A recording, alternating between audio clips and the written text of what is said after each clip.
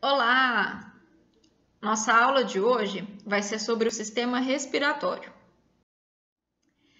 Encher o nosso organismo de oxigênio e retirar o produto gasoso do metabolismo, do nosso metabolismo celular, como o dióxido de carbono ou o gás carbônico, são funções do sistema respiratório. Para que aconteça o processo de respiração, nós precisamos contar com 4 etapas. São elas: movimentos respiratórios, trocas gasosas, transporte de gases e respiração celular. Para que a gente fale, comente sobre essas etapas, nós precisamos conhecer quais são as estruturas que formam o sistema respiratório. E aí são elas: o nariz. Aqui nessa imagem nós não temos escrito, tá, gente, o nariz. Mas é no nariz que estão os 2 orifícios por onde o ar vai entrar, que são as narinas. Então, primeiramente, as narinas. Então, é por onde o ar vai ser inalado. Depois, as cavidades, a cavidade nasal, ou as cavidades nasais. Ela vai seguir, esse ar vai seguir em direção à faringe, chegando até a laringe, traqueia, e aí a traqueia ela vai dividir em brônquios para o lado direito e para o lado esquerdo. Esses brônquios eles vão sofrer mais divisões, mais ramificações, que são os bronquíolos. Esses bronquíolos eles vão estar inseridos dentro dos pulmões. São 2 estruturas, uma do lado direito e uma do lado esquerdo. E na porção final dos bronquíolos, nós encontraremos, então, os alvéolos pulmonares, que são essas bolotinhas aqui, ó. Lembrando, parecendo um cachinho de uva. E aí, então, a gente vai comentar um pouquinho sobre cada uma dessas estruturas, tá bom? Então, vamos começar pelas narinas. Então, as narinas são esses 2 orifícios que nós temos no nariz, e é onde vai ser inalado, vai entrar o ar e vai acontecer a eliminação do mesmo. Dentro das narinas, nós temos os pelos.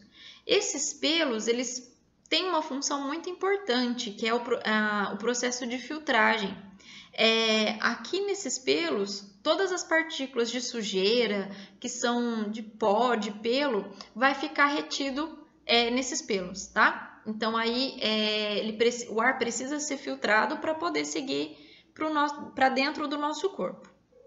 Depois que passa pelas narinas, e que é filtrado uma vez pelos pelos, esse ar vai chegar na cavidade nasal e ele vai ser filtrado novamente. Aqui ele vai encontrar o muco. O muco, para quem não sabe, é o nome do catarro. Esse muco, ele vai fazer a retenção também de sujeiras, tá? De partículas que passou pelos pelos e não ficaram retidas. Então, ele vai segurar. E é aqui também na cavidade nasal que vai acontecer a umidificação e o aquecimento desse ar. O ar aqui, nesse momento, ele umedecido e aquecido, ele vai ser muito importante lá no processo de hematose depois, quando a gente for comentar, tá bom? Então, ele precisa passar por esse processo de umedecer e de aquecer para facilitar as coisas futuramente. Vamos voltar aqui um pouquinho na imagem, ó. Então, percebam, ó, nariz e aí as narinas, por onde o ar vai entrar. Vai passar pela cavidade nasal e aí ele chega até a próxima estrutura, que é a faringe. A faringe ela é um tubo que tem ligação tanto com o sistema respiratório quanto digestório, tá bem? Então, ó, se a gente for falar do sistema digestório, o alimento passa pela boca, o bolo alimentar, chega na faringe e desce pelo esôfago até chegar no estômago, o que não é o nosso assunto de hoje.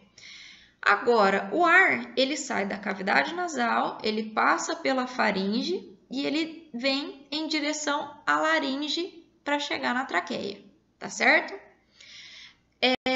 Como existe uma ligação comum nesses 2 sistemas, para que não aconteça do bolo alimentar seguir né, em vez de ir pelo esôfago, ele descer pela laringe, o nosso organismo ele tem uma estrutura que impede isso, que é a tal da epiglote.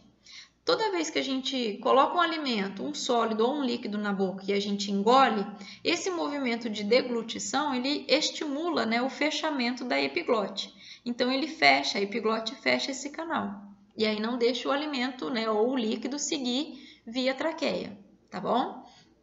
E quando a gente não tem nada na boca, a gente só está engolindo normalmente a saliva, a epiglote fica aberta e para que o ar, né, passe tranquilamente pela laringe, seguindo a traqueia. E aí percebam aqui, ó, na laringe, mais ou menos nessa estrutura, nós vamos encontrar as cordas vocais, as pregas vocais, tá? Essas pregas vocais são membranas que vibram com a passagem do ar. Quando a gente faz um movimento, né, para poder falar, para projetar o som, o ar passa, né, como ele está passando pelas cordas vocais, faz as cordas vocais vibrarem e esse vibrato é o que sai como nosso som, tá bom? Depois, então, da laringe, então aqui nós temos a laringe, vai seguir, ó, traqueia. A traqueia, então, chegando na altura do tronco, mais ou menos, ela vai sofrer uma primeira divisão, então ela vai se dividir, ela vai se ramificar em brônquios. Então, brônquio do lado direito e brônquio do lado esquerdo. E aí, esses brônquios, eles vão se ramificar mais vezes, que são os bronquíolos, tá certo? Tanto a traqueia quanto brônquios e bronquíolos, ela é formada por cartilagem. E a gente percebe nessa estrutura vários anéis, como aqui, ó, dá pra gente ver claramente os anéis cartilaginosos. Esses anéis, eles são interessantes para que a traqueia não feche, tá? E aí o ar consiga passar tranquilamente. E nós vamos encontrar por toda essa estrutura a presença de muco e de cílios também, para estar ajudando a fazer essa limpeza do ar. Se alguma estrutura, alguma partícula de sujeira ou algum micro-organismo ficar retido nesse muco, os cílios, né, vão fazer o movimento contrário, então ao invés de descer, vai expulsar isso em direção à laringe. A laringe, como tem comunicação com a faringe, ela pode fazer esse alimento, essa partícula, ou ser engolida para ser eliminada junto com o trato digestório, pelo trato digestório, ou ser expelida pela boca, tá? Se for o caso. Brônquios e bronquíolos já comentei. E aí chegamos no pulmão, nos pulmões. Nós temos dois, um de cada lado, direito e esquerdo. Aqui nós temos a imagem de um pulmão sadio, né, ou de uma pessoa que não fuma. Percebam a diferença nas cores. E aqui nós temos um pulmão de uma pessoa fumante, tá? Essa diferença gritante no tom, na coloração dos pulmões é devido à composição do cigarro, tá? Ou dos componentes que está presente no cigarro. Percebam também que aqui nós temos, ó, uma divisão. Essa divisão nos pulmões divide, né, o pulmão em lobos, tá? O pulmão direito é dividido em 3 partes, então 3 lobos, e o pulmão esquerdo dividido em 2, tendo aí 2 lobos. E é dentro dos pulmões que se encontram essas estruturas aqui, ó, que são os alvéolos pulmonares, tá? Se parece um cacho de uva. Então, nós temos aqui, ó, o bronquíolo e na porção final do bronquíolo, vários alvéolos pulmonares. E nesse alvéolo, gente, é onde vai acontecer o processo mais importante da hematose, o processo mais importante da respiração, que é a hematose, tá? Então, nós vamos pegar um alvéolo e nós vamos ampliar a imagem dele aqui, ó. Então, percebam que aqui em azul está representando o sangue venoso. O sangue venoso é aquele sangue que ele é rico em gás carbônico, tá? Em CO2. E aqui, representando em vermelho, nós temos o sangue arterial, que é o sangue rico em oxigênio. Então, o sangue venoso, ele vai circular pelo corpo todo e ele vai chegar pelos capilares, né, através dos capilares, que são aqueles vasos sanguíneos menores, os mais fininhos, ele tá enroscando, né, aqui, ó, Percebam aqui, ó, toda a estrutura chegando nos alvéolos para levar também oxigenação para essas estruturas. Então, quando esses capilares, né, o sangue, está passando por eles bem pertinho do alvéolo, acontece um processo aqui chamado difusão, que é onde vai ser trocado esses gases, onde vai acontecer a troca desses gases. Nesse processo de difusão, é sempre um local onde tem mais cede para onde tem menos. Então, se o sangue venoso, está passando aqui, ó, cheio de gás carbônico, o gás carbônico, por estar em maior quantidade, ele passa para o interior do alvéolo, tá certo? Em contrapartida, dentro do alvéolo eu tenho uma quantidade maior de oxigênio. Então, se eu tenho mais oxigênio dentro do alvéolo, se eu tenho uma quantidade maior de oxigênio dentro do alvéolo, esse oxigênio ele passa para dentro do capilar. Então, eu vou abastecer todo o sangue, né, que era venoso, eu abasteço com oxigênio e faço com que esse sangue se torne sangue arterial. E aí, esse sangue arterial ele segue pelo corpo todo para abastecer todos os tipos de células. Tá certo? Então, esse processo de troca de gases é o que nós chamamos de hematose. Então, aqui todo o processo, ó, então todos os órgãos, todo o saco alveolar, com todos os alvéolos menores, né, as unidades menores. Aqui é a ampliação de um alvéolo, o capilar passando aqui, ó, com o sangue. E aqui a gente observando a troca. Como eu tenho mais oxigênio aqui no sangue venoso, passo o gás carbônico para o interior do alvéolo. E como o interior do alvéolo ele é cheio de oxigênio, através do processo de difusão, esse oxigênio passa para o capilar, tornando o sangue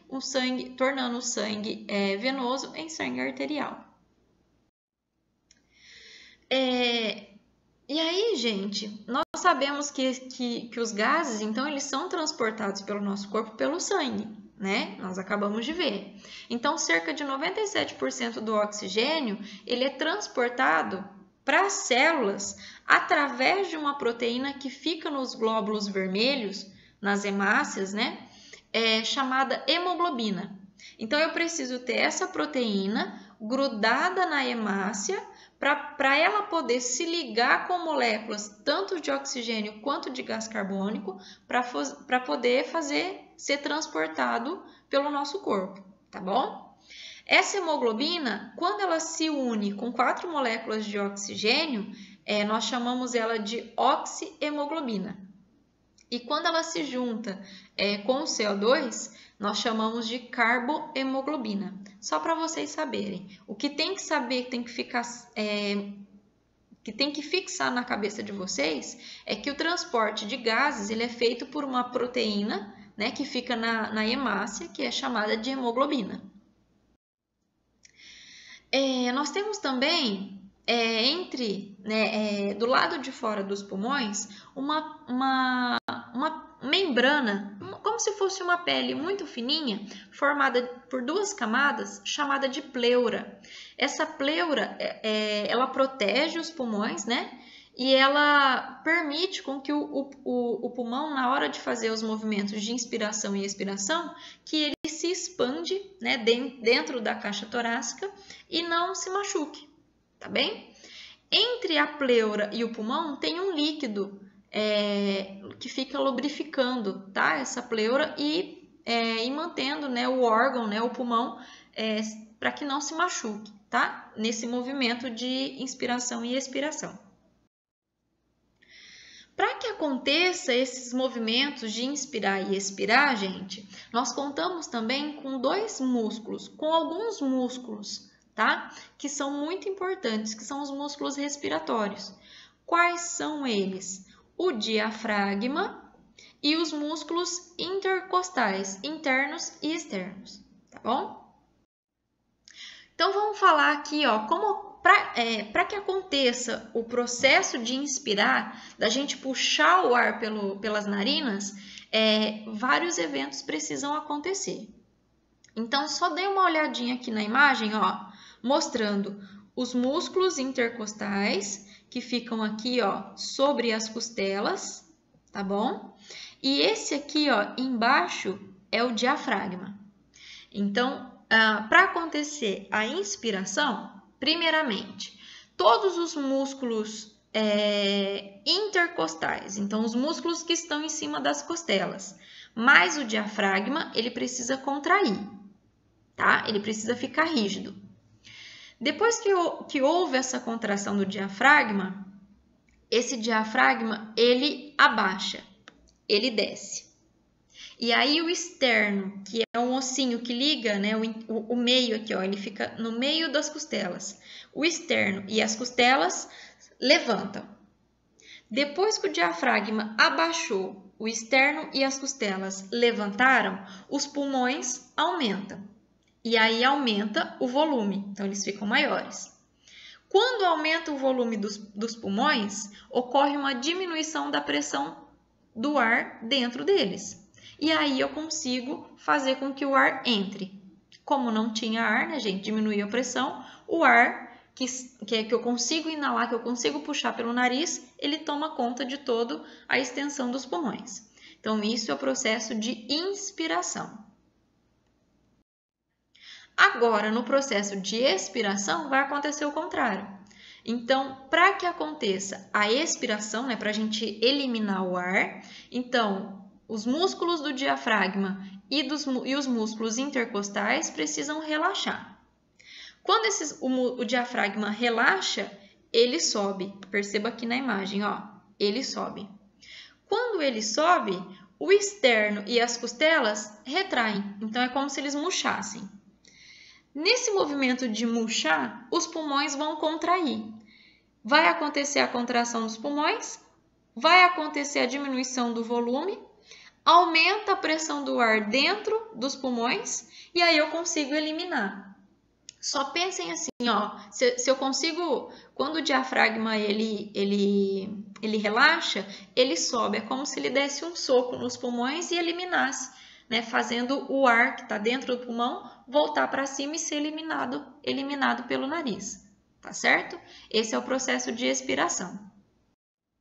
E aí, para a gente terminar as etapas, né, nós falamos dos movimentos, nós falamos do expiração e expiração. A última etapa é a respiração intracelular, que é a respiração que acontece dentro das células. Então, nós já sabemos que todo o alimento que nós ingerimos, ele é feito a digestão, ele vai chegar na corrente sanguínea, né, de alguma forma, e depois que chega na corrente sanguínea, ele vai ser distribuído por todas as células. E aí, gente, dentro da célula, dentro de uma organela chamada mitocôndria, se lembram dela? Vai acontecer a respiração intracelular. Então, o que vai acontecer? Esse oxigênio que foi inalado, que foi transportado pela hemoglobina, que vai chegar em todas as células, esse oxigênio ele entra dentro da mitocôndria. Lá dentro da mitocôndria, ele vai encontrar com a glicose, que também vai estar lá dentro da mitocôndria, e vai sofrer uma reação química. Eles vão se juntar. Dessa reação química, vai sair um composto chamado CO2, que é o gás carbônico, vai sair água e vai sair energia. Essa energia nós chamamos de ATP, tá? Que é a energia que faz com que o nosso corpo funcione. Faz todos os órgãos funcionarem, faz a gente pensar, a gente caminhar. É essa energia que a gente precisa. Esse CO2, ele vai ser eliminado. Nós não precisamos dele, né? Então, do processo de expiração, ele é eliminado. E a água, ela vai ser utilizada pelo corpo. Ou ela é utilizada, ou ela vai ser eliminada depois com o suor, com as excretas, né? Que a gente elimina. Tá certo? Então, a respiração celular, ela ocorre dentro da mitocôndria e é um processo em que o oxigênio se junta com uma molécula de glicose, né, que é um açúcar, sofre uma reação química e dessa reação vai sair o gás carbônico, água e energia, que é o que nós precisamos, tá? Para fazer o nosso organismo funcionar. Tá certo? Espero que vocês tenham gostado um pouquinho do sistema respiratório. Terminamos aqui. Muito obrigada e até a próxima aula.